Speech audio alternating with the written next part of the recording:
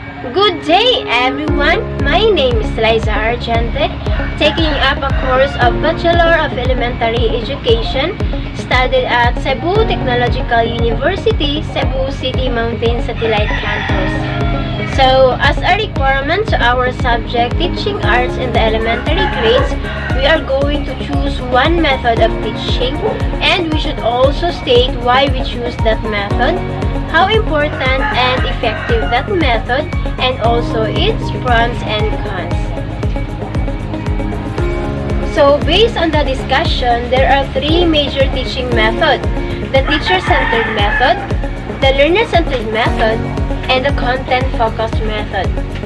So among these three major teaching methods, I choose the learner-centered method, specifically the discussion method.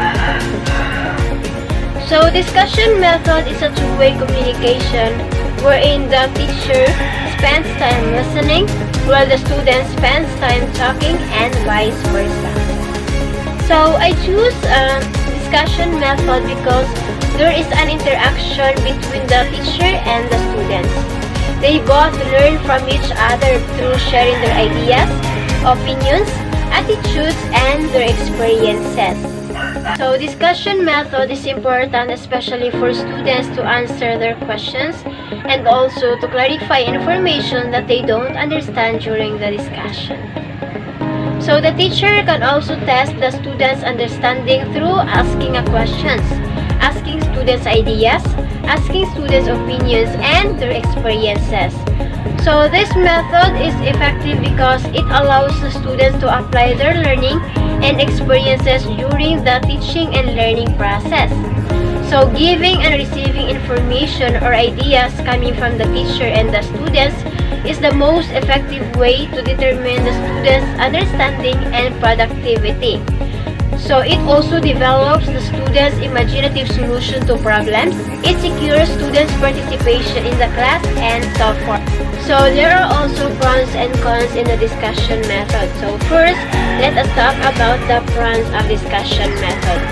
So, discussion method, it increases students' interest. So, especially during the discussion method, if the students have more knowledge about a particular topic, so they have a lot of ideas, opinions to be shared in the class.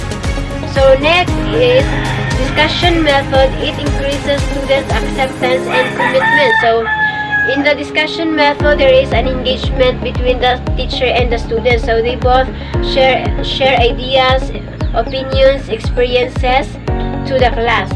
So, they both, the teacher and the learner or the students can learn from each other.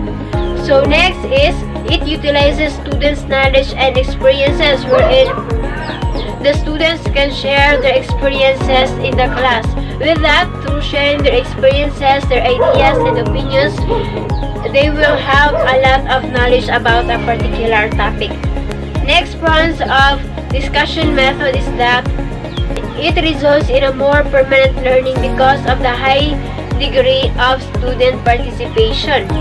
So, in the discussion method, so it is very effective for the students to have a permanent learning because in a discussion, the students can interact with each other, can share with their ideas, their opinions, and their experiences, and also the teacher.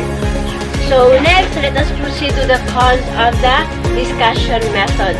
So discussion method, it requires a high skilled or more experienced instructor, especially if the students have a lot of knowledge about a particular topic, or so the students expectedly, so the students have many questions to be raised. So if you are not a more skilled or more experienced instructor, you cannot answer all of the questions raised by your students. So you need to become more experienced so that you can answer all of the questions properly and quickly to the students. You can clarify all of the information that your students don't understand during the discussion.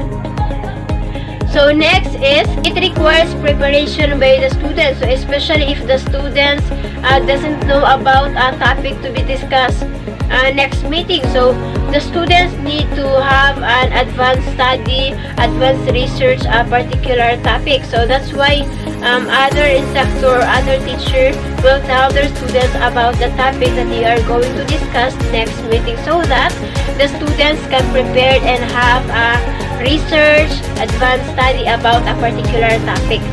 So it is very important so that the discussion is effective. There is an interaction between the teacher and the student.